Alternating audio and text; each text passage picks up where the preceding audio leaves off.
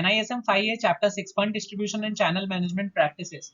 ठीक है, तो हम लोग चैप्टर 6 पे आ गए हैं गाइस। और अगर आपने चैप्टर 1 to 5 का वीडियो अभी तक नहीं देखा है तो जाइए, हमारे चैनल पे प्लेलिस्ट है, उसमें आपको सारे वीडियोस एक के बाद एक मिल जाएंगे क्लियरली। उसको देख के आप एग्जाम्स के लिए प्रिपेयर कर सकते हैं। सारे एमसीक्यूज भी हर चैप्टर के एंड में 10 एमसीक्यूज है, 11 एमसीक्यूज है, उसको भी आप अटेंड कीजिए ताकि आप एग्जाम के लिए कंप्लीटली प्रिपेयर हो जाए मेंटली। ठीक है, एंड अगर आपको वीडियो पसंद आ रहा है तो प्लीज उस पर अपना सपोर्ट कीजिए, लाइक कीजिए, शेयर कीजिए एंड सब्सक्राइब करना प्लीज मत भूलो, क्योंकि उससे हमें मोटिवेशन मिलता है ताकि हम आपके लिए और भी ऐसे वीडियोस लाते रहें। ठीक है, एक बार ये सीरीज खत्म हो जाए तो मैं और भी फाइनेंस रिलेटेड बहुत ही इंटरेस्टिंग वीडियोस लाऊंगा। चलिए फिर शुरू करते हैं। Role and importance of mutual fund distributor. तो गाइस, जैसे कि हम इन्वेस्टर्स होते हैं, राइट? इन्वेस्टर्स क्या करते हैं? इन्वेस्ट करते हैं, उनका एक पोर्टफोलियो बनता है, करेक्ट, स्टॉक्स का या म्यूचुअल फंड का। तो यहाँ पर हम जो टॉपिक पढ़ रहे हैं म्यूचुअल फंड के बारे में है, राइट? तो इन्वेस्टर्स का जो म्यूचुअल फंड का पोर्टफोलियो बनता है उसमें ना दो लोगों का बहुत की रोल होता है। अगर आप देख भी पा रहे होंगे चार्ट पे, तो इन्वेस्टर और पोर्टफोलियो के बीच में दो लोग हैं, एक है म्यूचुअल फंड डिस्ट्रीब्यूटर और दूसरा है फंड मैनेजर। ये दोनों भी है ना बहुत की रोल प्ले करते हैं इन्वेस्टर का पोर्टफोलियो अच्छा बनने में। म्यूचुअल फंड डिस्ट्रीब्यूटर क्या करते हैं? Needs, limitations, resources and financial goals of investor को मद्देनजर रखते हुए वो क्या करेंगे? एक ऐसा आइडेंटिफाई करेंगे म्यूचुअल फंड स्कीम जो ना एक इन्वेस्टर का नीड्स भी फुलफिल कर पाए, फाइनेंशियल गोल भी फुलफिल कर पाए और रिस्क भी उनके हिसाब से हो, ज्यादा रिस्की भी ना हो। अगर कोई इन्वेस्टर रिस्क नहीं लेना चाहता, ज्यादा मॉडरेट रहना चाहता है तो मॉडरेट वाला स्कीम दिखाएगा। ठीक है, और जो भी रिसोर्सेस है उसको एक बार अच्छे से शो करेगा म्यूचुअल फंड डिस्ट्रीब्यूटर के इन्वेस्टर को, सो दैट एक परफेक्ट स्कीम उनके लिए मिल सके और इन्वेस्टर उसमें प्रॉपर्ली इन्वेस्ट कर सके। तो कैसे जाएगा? म्यूचुअल फंड डिस्ट्रीब्यूटर इन्वेस्टर को बताएगा कि आपको कौन सा स्कीम लेना चाहिए। इन्वेस्टर अगर वो उस पर अग्री करता है तो वो क्या करेंगे? म्यूचुअल फंड डिस्ट्रीब्यूटर के तहत इन्वेस्ट करेंगे। फिर म्यूचुअल फंड डिस्ट्रीब्यूटर के तहत वो पैसा कहाँ जाएगा? फंड मैनेजर के पास जाएगा। एंड फिर फंड मैनेजर क्या करेगा? वो स्टॉक्स में इन्वेस्ट करके पोर्टफोलियो जो बनेगा वो इन्वेस्टर के पास आ जाएगा। करेक्ट? सो फंड मैनेजर का काम क्या होता है यहाँ पर? Managing mutual fund portfolio in line with the schemes investment objective. अभी है ना अलग अलग जो स्कीम्स होते हैं ना उसका ना अलग अलग ऑब्जेक्टिव होता है। तो फंड मैनेजर का काम क्या होता है? जो भी ऑब्जेक्टिव बनाया गया ना उस स्कीम के लिए, उसके हिसाब से ही सारा एनालिसिस करना और उसके हिसाब से ही इन्वेस्ट करना। ठीक है, अब एनालिसिस में कौन सा आता है? एक EIC करके एक एनालिसिस होता है जो एलोकेशन करने से पहले करना होता है एक म्यूचुअल फंड मैनेजर को। अब म्यूचुअल फंड मैनेजर है ना बहुत ही ज्यादा एक्सपीरियंस्ड होते हैं, उनके पास स्किल्स होता है, वो नॉलेजेबल होते हैं, राइट? सो ना उनके लिए ना एनालिसिस करना उतना टफ नहीं होता है और वो प्रॉपर एनालिसिस करके एलोकेशन कर पाते हैं कि कौन से सेक्टर में इन्वेस्ट करना है, कौन सी कंपनी में इन्वेस्ट करना है, कितना परसेंट किस कंपनी में इन्वेस्ट करना है, राइट? सो अब EIC एनालिसिस को टॉप डाउन अप्रोच भी बोला जाता है, जिसमें सबसे पहले ना इकोनॉमी के बारे में जाना जाएगा कि आगे फ्यूचर में इकोनॉमी कैसा होने वाला है। उसके बाद ना उस इकोनॉमी को बढ़ाने में सबसे बड़ा इंडस्ट्री कौन सा रोल प्ले करेगा और उस इंडस्ट्री में कौन सी कंपनीज होंगी जो बड़ा रोल प्ले करेगी, उसमें इन्वेस्ट करना ज्यादा प्रीफर करता है फंड मैनेजर, और कोई भी प्रीफर करेगा। क्योंकि अगर आप ऑप्टिमिस्टिक होते हैं कि हाँ ये चीज अच्छा परफॉर्म कर सकती है आगे जाके, तो ही तो एक इन्वेस्टर का कैपिटल बढ़ेगा, राइट? यही तो है स्टॉक मार्केट, करेक्ट? कि आप सही कंपनी पे पैसा लगाए एंड फिर अगर वो कंपनी अच्छी ग्रो कर रही है विथ योर एनालिसिस, ऑटोमेटिकली तो आपके शेयर कैपिटल बढ़ेंगे और ऑटोमेटिकली आप पैसा बनाएंगे, वेल्थ क्रिएट करेंगे। करेक्ट? सो ये होता है एक म्यूचुअल फंड डिस्ट्रीब्यूटर का रोल और एक फंड मैनेजर का रोल। अब बात करते हैं types of mutual fund distributor के बारे में। तो म्यूचुअल फंड डिस्ट्रीब्यूटर है ना गाइस, दो कैटेगरी में डिवाइड होते हैं। फर्स्ट आते हैं इंडिविजुअल प्लेयर्स, जिसमें एजेंट्स आते हैं, हम जैसे नॉर्मल लोग। अगर मैंने अपना एग्जाम दे दिया म्यूचुअल फंड डिस्ट्रीब्यूटर का, मैं पास हो गया, मेरे को ARN नंबर मिल गया एमफी की तरफ से, association of mutual funds in India की तरफ से, तो मैं अपने आप को एम्पैनल करा सकता हूँ अलग अलग like mutual fund company AMCs के साथ या बैंक्स के साथ। एंड फिर मैं क्या कर सकता हूँ? एज एन एजेंट डिस्ट्रीब्यूट कर सकता हूँ। मैं इसका एक परफेक्ट एग्जांपल आपको देता हूँ जो आपको लाइव पता है ये चीज। LIC आपको पता है, राइट? लाइफ इंश्योरेंस कॉर्पोरेशन, उन्होंने क्या किया है? एक इकोसिस्टम बना के रखा है, एक बिजनेस बना के रखा है। वो ना बहुत सारे एजेंट्स को हायर करके रखे हुए हैं सो दैट वो प्रॉपर डिस्ट्रीब्यूशन होता रहे हर जगह एंड एजेंट्स को कुछ कमीशन मिलता है। Same way mutual fund distributor को एक कमीशन मिलता है, एक म्यूचुअल फंड डिस्ट्रीब्यूटर एजेंट को एक कमीशन मिलता है डिस्ट्रीब्यूट करने के लिए सही स्कीम, म्यूचुअल फंड स्कीम एक इन्वेस्टर को। तो ये एक इंडिविजुअल प्लेयर हो गया। अब आता है नॉन इंडिविजुअल एंटिटीज। सो पहला हो गया इंडिविजुअल प्लेयर्स, सेकंड होता है नॉन इंडिविजुअल एंटिटीज, ये दूसरा कैटेगरी है। इसमें तीन लोग आते हैं, बैंक्स आते हैं, NBFCs आते हैं, NBFCs मतलब non banking financial corporation, and the third one is stock brokers. So banks like HDFC bank, चाहे कोई भी प्राइवेट पब्लिक सेक्टर कोई भी बैंक हो, स्मॉल फाइनेंस बैंक हो, ये तीनों भी है ना म्यूचुअल फंड डिस्ट्रीब्यूट करते हैं। अब ऐसा नहीं है कि बैंक कोई डिस्ट्रीब्यूट करे, बैंक के अंदर जो एम्प्लॉइज होते हैं और वही डिस्ट्रीब्यूट कर रहे हैं इंडिविजुअली, बट बैंक की तरफ से कर रहे हैं, इसी वजह से बैंक्स बोला जाता है उसको। ठीक है, और बैंक्स के ऊपर ना इंडिया में क्या पूरे वर्ल्ड में ना बैंक्स के ऊपर लोगों को बहुत ट्रस्ट है, बिकॉज वो पैसा सेव करके रखता है आपका, आपको इंटरेस्ट प्रोवाइड करता है। एंड सरकार ने भी बैंक्स को क्या करके रखा हुआ है, एकदम आरबीआई की तरफ से एकदम प्रॉपरली स्ट्रिक्ट रूल्स के हिसाब से एकदम मैनेज करके रखा हुआ है, ताकि बैंक्स का फ्रॉड करने का चांसेस एंड ऑल कम रहे। राइट, तो बैंक्स पे बहुत लोग ट्रस्ट करते हैं, स्पेशली इंडियंस तो बहुत ही ज्यादा ट्रस्ट करते हैं अपनी सेविंग्स एंड ऑल के लिए। इसी वजह से अगर बैंक्स कोई चीज प्रीफर करते हैं या डिस्ट्रीब्यूट करते हैं ना, तो एक इंडिविजुअल सोचता है, एक इन्वेस्टर सोचता है कि बैंक बोल रहा है तो सही बोल रहा होगा। करेक्ट। सेकंड आता है NBFC, non banking financial corporation. ये बैंक्स नहीं होते हैं बट बैंक्स जैसा काम करते हैं। फॉर एग्जाम्पल मैं अगर आपको दूं तो बजाज फाइनेंस, बजाज फाइनेंस क्या है, एक बैंक नहीं है, बट वो क्या करता है, लोन प्रोवाइड करते हैं फॉर बाइंग वॉशिंग मशीन, ये वो वगैरह वगैरह। राइट, एंड वो भी म्यूचुअल फंड डिस्ट्रीब्यूट कर सकते हैं। एग्जांपल दे रहा हूं मैं आपको, ठीक है। And the third one is stock brokers. Stock brokers में अगर आप स्टॉक एक्सचेंजेस के थ्रू म्यूचुअल फंड स्कीम में इन्वेस्ट करना चाहते हो तो स्टॉक ब्रोकर्स आजकल बहुत बड़ा रोल प्ले करते हैं, like Zerodha, grow and all. Right, ठीक है, मैं किसी को प्रमोट नहीं कर रहा हूं, I am just giving an example guys. Okay, so individual players and non individual entities, तो इसके बारे में डिटेल में हम आगे समझेंगे, बट फिलहाल एग्जाम पॉइंट ऑफ व्यू से आपको इतना ही समझना है कि म्यूचुअल फंड डिस्ट्रीब्यूटर दो कैटेगरी के होते हैं। इंडिविजुअल प्लेयर होते हैं जिसमें एजेंट्स आते हैं, और नॉन इंडिविजुअल एंटिटीज होते हैं जिसमें banks, NBFCs and stock brokers आते हैं। आई होप ये आपको समझ में आया। मोड्स ऑफ डिस्ट्रीब्यूशन, तो गाइस आज के 20-25 साल पहले कैसा था कि टेक्नोलॉजी उतनी अच्छी नहीं थी, मतलब इंटरनेट वगैरह इतना नहीं था, तो करेक्ट उस टाइम पे क्या होता था ना, म्यूचुअल फंड में इन्वेस्टमेंट तभी भी होता था बट इलेक्ट्रॉनिक फॉर्म से नहीं होता था, वो फिजिकल फॉर्म से होता था थ्रू पेपर्स। राइट, तो इन्वेस्टर्स को क्या करना पड़ता था, ऑफिशियल पॉइंट्स ऑफ एक्सेप्टेंस के पास जाकर प्रॉपरली वो फिलअप करना पड़ता था application form and all mutual fund schemes के लिए, और ऑफिशियल पॉइंट्स ऑफ एक्सेप्टेंस के पास जाके उसको सबमिट करना पड़ता था।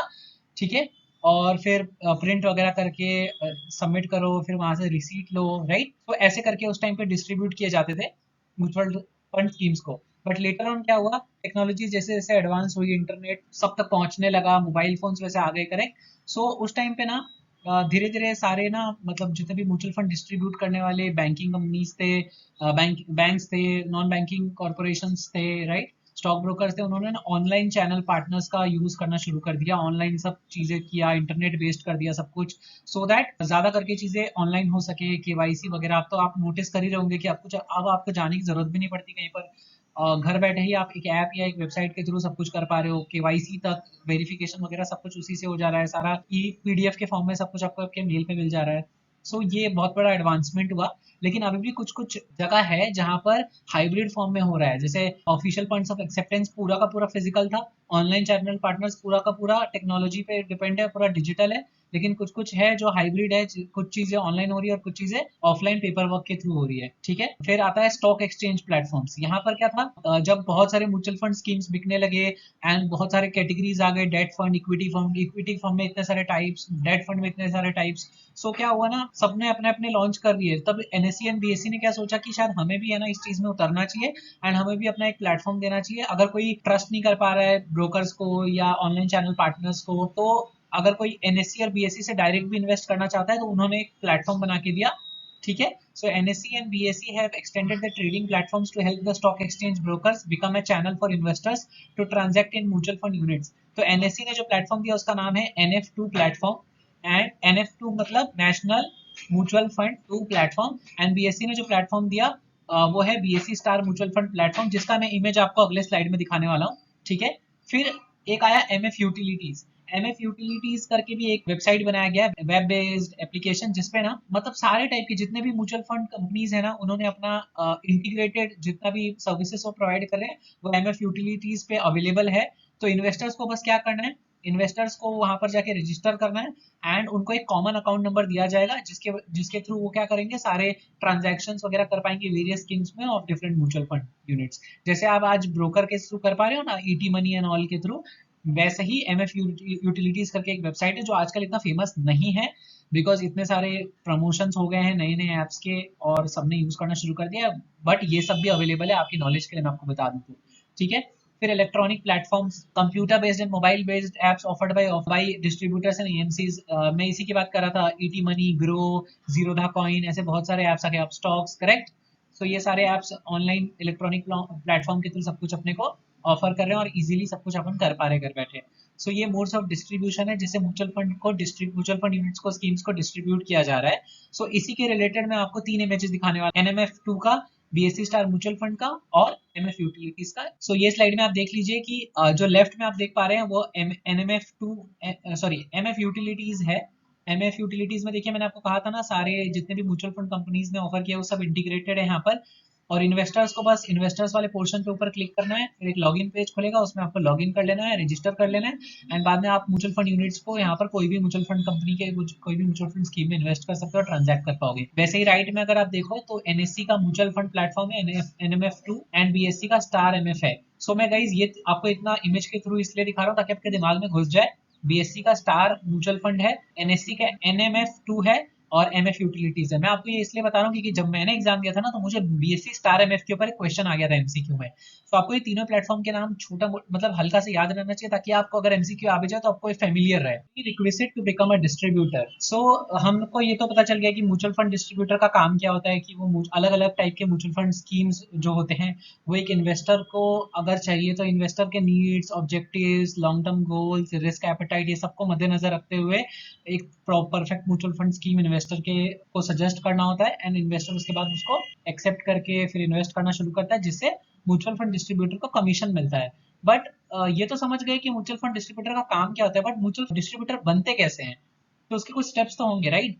तो यस, सबसे पहला स्टेप है ऑब्टेनिंग NISM सर्टिफिकेशन। जैसे कि आप सब जो वीडियोस देख रहे हैं, ऑब्वियसली आप एग्जाम देने वाले इसीलिए मेरा वीडियोस आप देख रहे हैं, करेक्ट? तो सबसे पहले the individual needs to pass the NISM certification examination mandated by SEBI. आपको है ना 100 मार्क्स का एग्जाम होने वाला है, उसमें से आपको 50 मार्क्स चाहिए पासिंग के लिए, और उसमें मल्टीपल चॉइस क्वेश्चन होंगे 100, तो 50 आपको कम से कम आने चाहिए, तभी आप पास होंगे इसमें। एक बार आप इसको पास हो जाते हैं, मतलब आप जब एग्जाम दे रहे होंगे ना तो एग्जाम सबमिट जब आप करेंगे तो ऑन द स्पॉट आपको रिजल्ट आ जाता है स्क्रीन के ऊपर, आपको कितना मार्क्स आया, पास हुए या फेल हुए। लेकिन जो सर्टिफिकेट बन के जो प्रॉपर रिजल्ट आता है ना, वो 1-2 दिन लग जाता है आने में आपकी NIS वेबसाइट पे। वंस वो आ जाता है ना, उसके बाद होता है नो योर डिस्ट्रीब्यूटर रिक्वायरमेंट्स, ठीक है? तो AMFI has introduced the KYD process to verify the correctness of the information provided in the registration documents and to have verification of the ARN. Process involves document verification and biometric. So आपने जब bank में जाते हो तो आपने KYC बहुत सुना होगा, right? Know your customer process होता है जिसमें आपके बारे में सब कुछ जाना जाता है। वैसे ही AMFI ने यहाँ पर है ना कंपलसरी करके रखा है कि जैसे आप NISM सर्टिफिकेशन एग्जाम देने जाओगे ना तो आपको रजिस्ट्रेशन करना पड़ता है NISM वेबसाइट पे। उस टाइम पे ना मे बी आपने शायद डिटेल्स जल्दबाजी में कम ज्यादा रख दिया हो, आपका नाम कंप्लीट ना लिखा हो या कोई डिटेल्स कंप्लीट ना लिखा हो, इसीलिए एग्जाम पास होने के बाद आपको एक अपॉर्चुनिटी मिलती है कि आप अपना इन्फॉर्मेशन चेक करो कि सब कुछ प्रॉपर है कि नहीं। अगर कुछ भी चेंजेस करना है तो उसी वक्त कर लो। तो इसी को बोलते हैं know your distributor, KYD process, जिसमें आपका सारा इन्फॉर्मेशन आप प्रॉपरली सही से डाल दोगे डॉक्यूमेंट्स के साथ, along with the NISM certification examination का जो रिजल्ट आएगा उसको अपलोड करोगे, ठीक है? एंड उसके वो होते वक्त आपका बायोमेट्रिक वगैरह लगेगा, मतलब आधार वेरिफिकेशन एंड ऑल होगा, ई वेरिफिकेशन। ये जब हो जाएगा KYD प्रॉपरली, उसके बाद आप क्या करोगे, AMFI पे रजिस्ट्रेशन करोगे। So after obtaining the certification and completing KYD requirements, the next stage is to register with AMFI। मतलब आप AMFI की वेबसाइट पे जाओगे, AMFI की वेबसाइट पे आप सारी इन्फॉर्मेशन डाल के आप AMFI रजिस्ट्रेशन नंबर के लिए अप्लाई करोगे।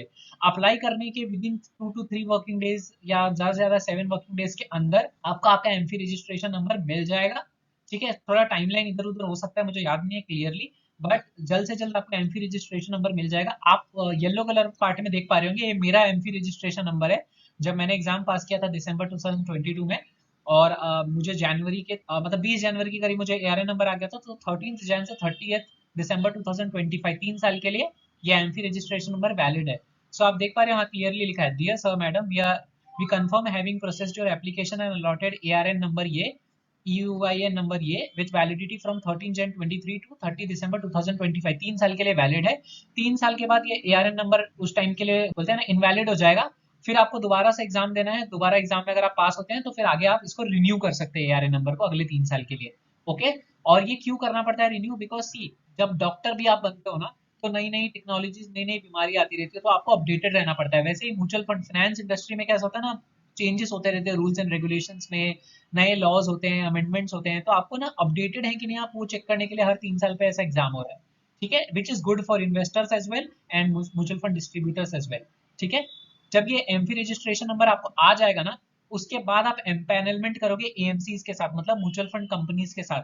तो distributor can get empanelled with any number of AMCs और बिकम एजेंट्स और of a distributor who is already empanelled with the AMC, ठीक है? तो या तो आप अलग अलग एएमसी के साथ एम्पैनलमेंट कर सकते हो अपने अपने एआरएन नंबर को लेकर, या फिर आप किन्हीं एजेंट्स के साथ एम्पैनलमेंट कर सकते हो जो डिस्ट्रीब्यूटर है किसी और एएमसी के ऑलरेडी। ठीक है। और ऐसा कोई कंपल्जन नहीं है कि आप सिर्फ एट अ टाइम एक ही एएमसी के साथ काम कर सकते हो। आप देर इज नो लिमिट, आप 50 एमसी की एएमसी अगर है तो 50 के साथ काम कर सकते हो। फिलहाल के लिए 44 या 45 एएमसीज हैं जहां तक मुझे याद है। तो आप 45 के 45 एमसीज के साथ अपने आप को एम्पैनलमेंट करा के उनकी म्यूचुअल फंड स्कीम्स को डिस्ट्रीब्यूट कर सकते हो और उस पर कमीशन अर्न कर सकते हो। ठीक है। लेकिन empanelment is compulsory to be able to sell mutual fund schemes and earn the commission. Empanelment compulsory है, तभी आप मतलब कमीशन ले पाओगे और म्यूचुअल फंड स्कीम्स बेच पाओगे। ठीक है। आई होप आपको ये समझ में आ गया कि एक डिस्ट्रीब्यूटर बनते कैसे, म्यूचुअल फंड डिस्ट्रीब्यूटर। ये चारों प्रोसेस है और ये चारों प्रोसेस आपको खुद फॉलो करना है अगर आप एग्जाम पास होगे तो। और अगर आपको चाहिए तो मैं इसके ऊपर एक वीडियो भी बना दूंगा after all the 12 videos are updated. ठीक है। Revenue for mutual fund distributor. Okay, so mutual fund distributor आप बन चुके हो, आपको एआरएन नंबर मिल गया, आपने एम्पैनलमेंट भी कर लिया, एमसीज के साथ आपने बेचना भी शुरू कर दिया। लेकिन रेवेन्यू मॉडल क्या है उसको समझते हैं। सो तीन टाइप के रेवेन्यू मॉडल्स हैं, जिसमें से पहले दो जो है ना वो पहले फॉलो होते थे, अब सिर्फ थर्ड वाला फॉलो हो रहा है। सो चलो, लेकिन तीनों समझना जरूरी है as an exam point of view. So first is transaction based model.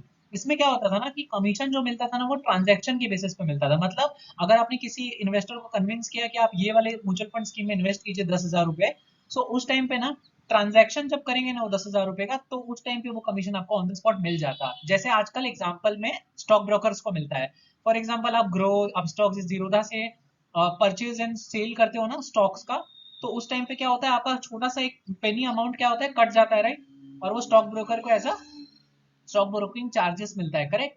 वैसे ही स्टॉक कमीशन मिलता था उस वक्त म्यूचुअल फंड डिस्ट्रीब्यूटर को। फिर बाद में आया एयूएम बेस्ड मॉडल। अब इसमें क्या हुआ ना कि commission is payable on an ongoing basis so long as the investor remains invested. इस अब एसेट मैनेजमेंट कंपनी इसमें एक एग्जांपल बन जाता है। एयूएम बेस्ड मॉडल का मतलब होता है एसेट अंडर मैनेजमेंट।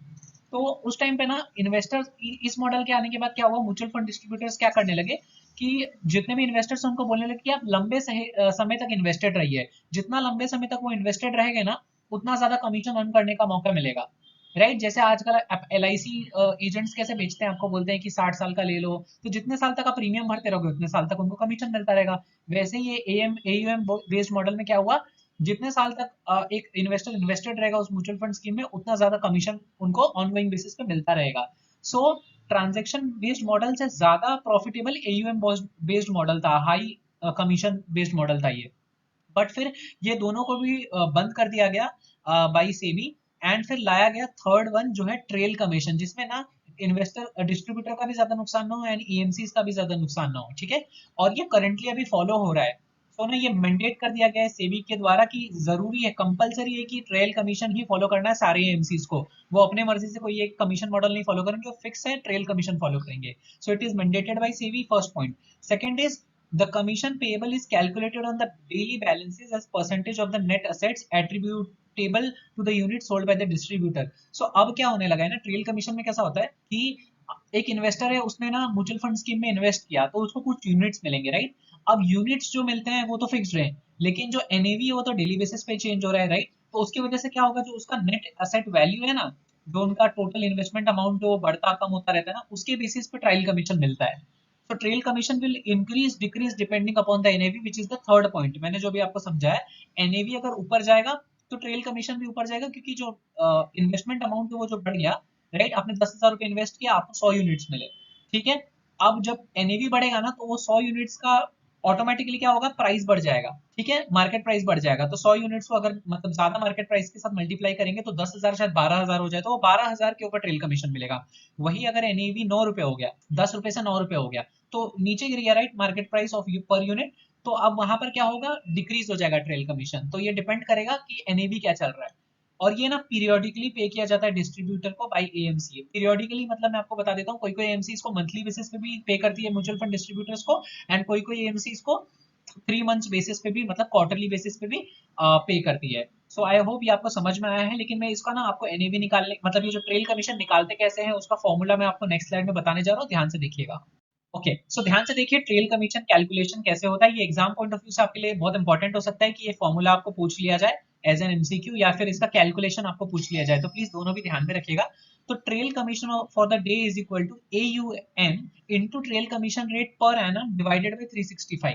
तो ट्रेल कमीशन हम दिन का निकालने वाले हैं, ठीक है। और एयूएम का मतलब होता है asset under management, and trail commission किस पे डिपेंड करेगा, एनएवी के चेंज होने पे, ठीक है, डिवाइडेड बाय 365।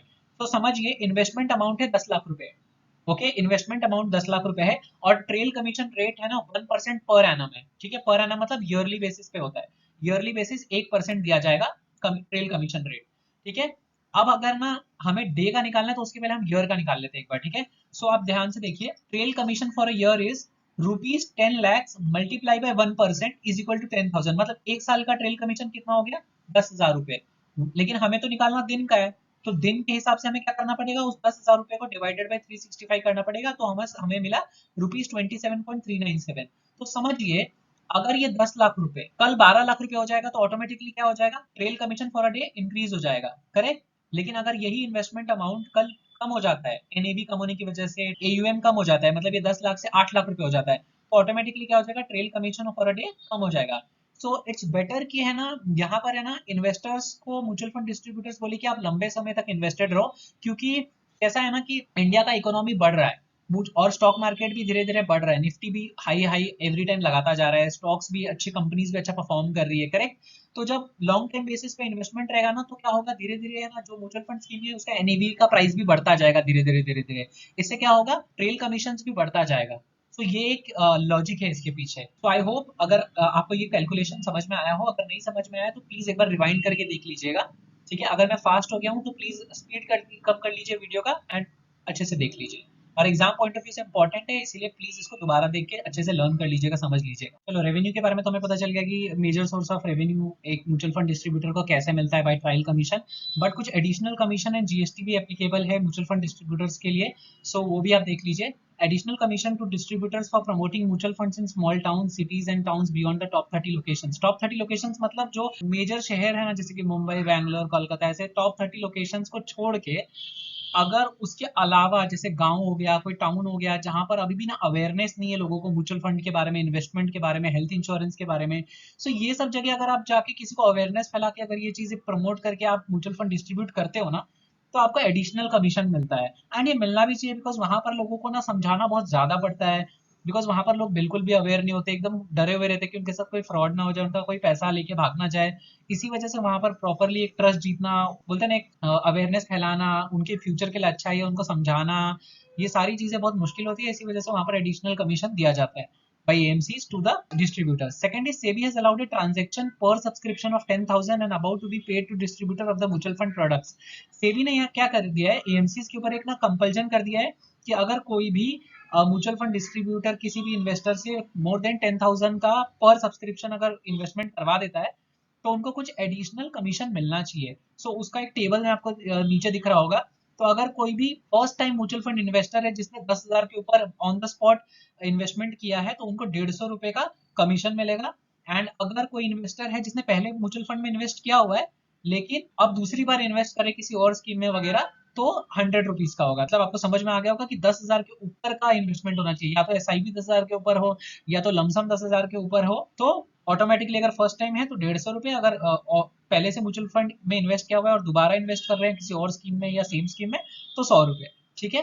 तो ये हो गया एडिशनल कमीशन। अब आता है जीएसटी। तो जीएसटी म्यूचुअल फंड डिस्ट्रीब्यूटर्स जो भी कमीशन अर्न करते हैं ना, उनके ऊपर जीएसटी एप्लीकेबल है by the government of India. So, a mutual fund distributor who has registered and obtained a GST number would be required to raise an invoice for the commission and pay the GST to the government. लेकिन यहाँ पर एक condition है कि अगर कोई भी mutual fund distributor 20 lakh के ऊपर एक साल में, उसका टर्नओवर 20 लाख के ऊपर है, तो ही उसको जीएसटी भरना है, अपार्ट फ्रॉम दैट नहीं भरना है, ठीक है। सो ये पॉइंट भी आपको ध्यान में रखना है, ऐसा नहीं होना चाहिए एक रॉन्ग इन्फॉर्मेशन आपके पास जाए। Commission disclosure and due diligence for distributors mandated by SEBI. So SEBI has mandated mutual fund AMCs to disclose commission of distributors and conduct proper due diligence process of distributors in the following criteria. So SEBI ने ना mutual fund companies को, AMCs को है ना compulsory किया है और बोला है कि आप अपने वेबसाइट पे क्या कमीशन आप पे कर रहे हो डिस्ट्रीब्यूटर्स को, क्या आपके एक्सपेंसेस रहे हैं डिस्ट्रीब्यूटर्स के लिए, वो सब है ना आप क्लियरली दिखाएंगे। और अगर बिलो चारों में से कोई भी एक क्राइटेरिया अगर फुलफिल हो रहा है तो आपको दिखाना कंपलसरी है, और ड्यू डिलिजेंस प्रोसेस करना है डिस्ट्रीब्यूटर्स के साथ उन सब चीजों के लिए। सो अगर पहला कंडीशन फुलफिल हो रहा है, जैसे कि multiple point of presence more than 20 locations, मतलब अगर एक म्यूचुअल फंड डिस्ट्रीब्यूटर का 20 लोकेशन से ज्यादा में प्रेजेंस है और जो भी वो कमीशन अर्न कर रहे हैं तो उसके बारे में दिखाना जरूरी है उनकी वेबसाइट पे, एएमसी की वेबसाइट पे। सेकेंड इज, अगर असेट एंड अंडर मैनेजमेंट किसी भी म्यूचुअल फंड मतलब नॉन इंस्टीट्यूशनल कैटेगरी का या हाई नेटवर्थ इंडिविजुअल्स का अगर 100 करोड़ से ज्यादा हो रहा है, सोचो 100 करोड़ कितना बड़ा अमाउंट होता है। अगर असेट अंडर मैनेजमेंट किसी भी नॉन इंस्टीट्यूशनल कैटेगरी का या हाई नेटवर्थ इंडिविजुअल्स का 100 करोड़ के ऊपर चला जाए एयूएम, तो भी जो कमीशन पे किए गए हैं वो दिखाना जरूरी है। Third is, commission received of over 1 crore per annum across industry. ठीक है, पूरे म्यूचुअल फंड इंडस्ट्री में अगर किसी भी म्यूचुअल फंड डिस्ट्रीब्यूटर को कमीशन 1 करोड़ से ज्यादा रिसीव हुआ है तो वो भी दिखाना जरूरी है। And the last one, commission received of over 50 lakhs from a single mutual fund AMC. मतलब अगर मैं पराग पारिक का म्यूचुअल फंड से ना 50 lakhs के ऊपर का कमीशन रिसीव कर चुका हूँ एज अ डिस्ट्रीब्यूटर, तो पराग पारिक को उनकी वेबसाइट पे दिखाना पड़ेगा कि ये कमीशन किसको दिया गया है, 50 लाख के ऊपर उनका इनकम हुआ है। तो इन चारों में से अगर कोई भी एक क्राइटेरिया भी फुलफिल हो रहा है तो उनको म्यूचुअल फंड कंपनीज को अपनी वेबसाइट पे दिखाना है कितना कमीशन पे किया गया है, किस रीजन की वजह से इतना कमीशन पे हुआ है, ये क्राइटेरिया की वजह से ये शो कर रहे हैं, नाम क्या है वगैरह वगैरह, ड्यू डिलिजेंस प्रोसेस वगैरह वगैरह सब फॉलो करना है। तो बस आपको ये बेसिक इन्फॉर्मेशन रखनी है, इसके डिटेल में कुछ आपको जानने की जरूरत नहीं है, बस इतना चीज जान लीजिए। ठीक है, चलिए आप कुछ एडिशनल इन्फॉर्मेशन के बारे में भी जान लेते हैं जो इंपॉर्टेंट हो सकता है एग्जाम पर्सपेक्टिव से। सो ध्यान दीजिए, फर्स्ट पॉइंट है nomination facilities to agent distributors of mutual fund and payment of commission to the nominee. Okay, so guys nomination facility available है एजेंट्स को और डिस्ट्रीब्यूटर्स को, जो म्यूचुअल फंड को डिस्ट्रीब्यूट करते हैं उनको, कि वो ना अपना एक नॉमिनी डाल के रख सकते हैं। In case of demise of the distributor, उनका जो नॉमिनी होगा उनको क्या हो जाएगा, वो कमीशन पे हो जाएगा। ठीक है, पेमेंट ऑफ कमीशन उनको मिल जाएगा, लेकिन उस वहां पर कंडीशन क्या है, उनको उनका ARN number and death certificate and all वो सब सबमिट करना पड़ता है ईएमसी को। ठीक है, सेकेंडली एक और इंपॉर्टेंट पॉइंट यहाँ पर ये है कि अगर समझिए किसी ने नॉमिनी रजिस्टर नहीं किया है तो किसी भी जो लीगल हेयर है उस म्यूचुअल फंड डिस्ट्रीब्यूटर का उसको मिलेगा, बट वही है सेम डॉक्यूमेंट्स उनको दिखाने पड़ेंगे like ARN number and death certificate and all सब सबमिट करना पड़ेगा। सेकंड पॉइंट है, nominee legal heir need not be an ARN holder to claim and receive the commission. So जो भी नॉमिनी होने वाला है, ये लीगल हेयर होने वाला है जिसको वो कमीशन रिसीव होगा ना after the death of mutual fund distributor, उसको ना कोई एआरएन होल्डर बनने की कोई जरूरत नहीं है पैसा लेने के लिए, उनको पूरा पैसा ऐसे ही मिल जाएगा अगर वो प्रॉपरली डॉक्यूमेंट सबमिट कर पाते हैं तो।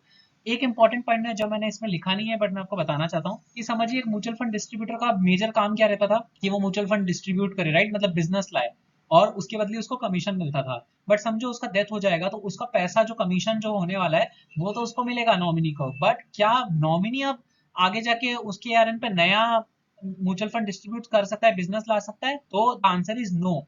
नॉमिनी या लीगल हेयर उस एआरएन नंबर को यूज करके कोई भी नया बिजनेस नहीं ला सकता है। सो आई होप ये तीनों पॉइंट्स आपको समझ में आ गए हो। The next point is change of distributor. ये इन्वेस्टर के पॉइंट ऑफ व्यू के लिए है।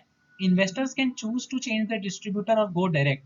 आप आजकल ना आप ना बहुत सारा YouTube videos and financial influencers को देख रहे होंगे जो बता रहे हैं कि डायरेक्ट म्यूचुअल फंड्स लो, रेगुलर म्यूचुअल फंड्स ना लो, क्योंकि डायरेक्ट म्यूचुअल फंड्स लेने में क्या होता है कि एक्स्ट्रा जो कमीशन का जो चार्जेस कटता है ना एक्सपेंस रेशियो के फॉर्म में, वो है ना नहीं कटेगा अब इन्वेस्टर के पैसे से, एंड फिर उसका ना रिटर्न परसेंटेज जो है बढ़ जाता है ऑन एन एवरेज। ठीक है, तो रेगुलर फंड के जगह डायरेक्ट फंड को ज्यादा प्रमोट किया जा रहा है। तो अगर कोई इन्वेस्टर पहले म्यूचुअल फंड डिस्ट्रीब्यूटर के थ्रू लिया था, ठीक है, एंड लेटर ऑन उसने डायरेक्ट के बारे में सुना है एंड फिर अब उसको ना डायरेक्ट में स्विच करना है, तो वो है ना एएमसी को एक रिटर्न रिक्वेस्ट दे सकता है उसके ऑफिस में जाके, जिस भी एएमसी के थ्रू उन्होंने म्यूचुअल फंड लिया है ना उसको एक रिटर्न रिक्वेस्ट दे सकता है।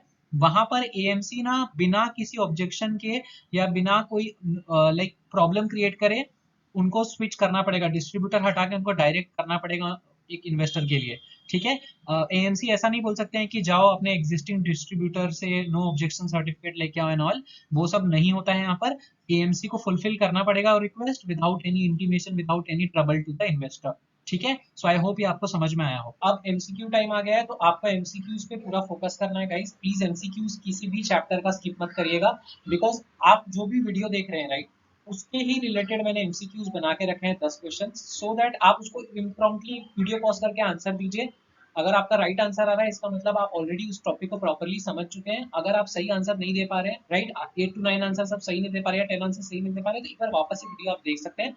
और एक वीडियो जो मैं बना रहा हूँ वो अगर आप पूरा देख लेते हैं ना तो फिर आपको दोबारा से पीडीएफ पढ़ने की बिल्कुल जरूरत नहीं पड़ेगी। आप क्या कर सकते हैं, आफ्टर 12 चैप्टर्स जो हम एक 100 एमसीक्यूज वाला एक वीडियो बनाएंगे उसको भी अटेंड कर लेंगे और फिर एग्जाम में चले जाएंगे, आप इजीली पास हो जाएंगे। बस आपको ध्यान रखना है, हर वीडियो को प्रॉपरली देखिए, क्यूज अटेंड कीजिए, ठीक है, एंड फिर एग्जाम के लिए एकदम प्रिपेयर्ड हो जाएंगे आप। Question number 1, only individuals are allowed to distribute mutual funds in India. State whether true or false. Option A true, option B false. Correct answer is option B false. Question number 2. Mutual fund distributor certification examination offered by Dash is required for becoming a mutual fund distributor. Option A Securities and Exchange Board of India. Option B National Institute of Securities Market. Option C Association of Mutual Funds in India. Option D National Skills Development Corporation. So the correct answer is National Institute of Securities Market, that is NISM. Question number 3. In what form do mutual fund distributors earn revenue? Option A fees collected from the investors. Option B commission from mutual funds for distribution of schemes. Option C commission received from AMFI. Option D investment advisory fee from mutual funds. And the correct answer is option B commission from mutual funds for distribution of schemes. Question 4.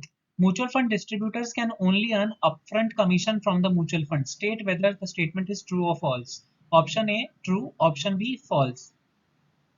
And the correct answer is option B false. Question number 5. Transaction charge allowed by SEBI per subscription of rupees 10,000 and above to be paid to distributors of the mutual fund products is option A rupees 100, option B rupees 150, option C rupees 200, option D rupees 250. And the correct answer is option B rupees 150. Question 6. Which among the following is not a mode of mutual fund distribution? Option A National Institute of Securities Market. Option B Online Channel Partners. Option C Stockbrokers. Option D Mutual Fund Utilities. And the correct answer is option A National Institute of Securities Market, that is NISM. Question number 7. Mutual fund distributors earn no commission when the investors choose to invest in direct plans. State whether true or false. Option A true, option B false. And the correct answer is option A true. Question number 8.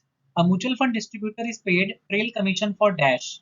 Option A first 5 years of investment done by investor. Option B first 15 years of investment done by investor. Option C as long as investor holds the investment. Option D first 10 year of investment done by investor. And the correct answer is option C as long as investor holds the investment. Question number 9.